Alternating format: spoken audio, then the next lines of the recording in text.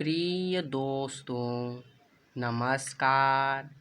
आज की वीडियो को समझने से पहले हम पिछली बातों पर चर्चा करते हैं। हमने क्या सीखा था? हमने कहा था इकाई सेल या एकक कोशिका होती क्या है।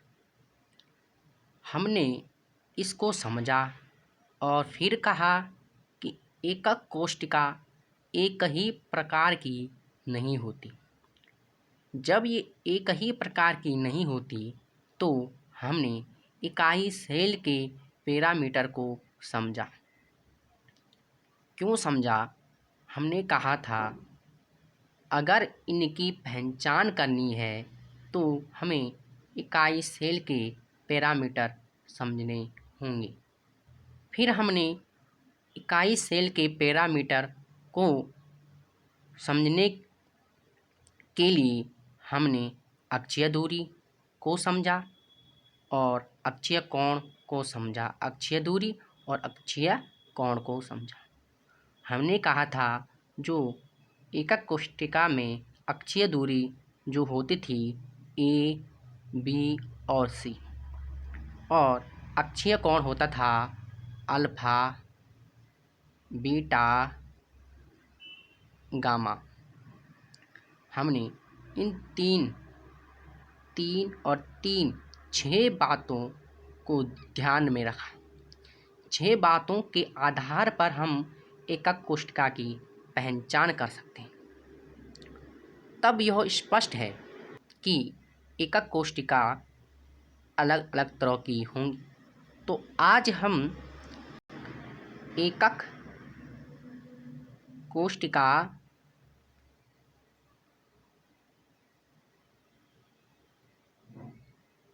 के प्रकार को समझेंगे। इसका जो पहला प्रकार है वह है आद्य एकक कोशिका। अब ये आद्य एकक कोशिका क्या होती हैं, आज की वीडियो में हम यही समझेंगे। देखिए, आद्य एकक कोशिका। देखिए, सर्वप्रथम एकक कोशिका बनाते हैं।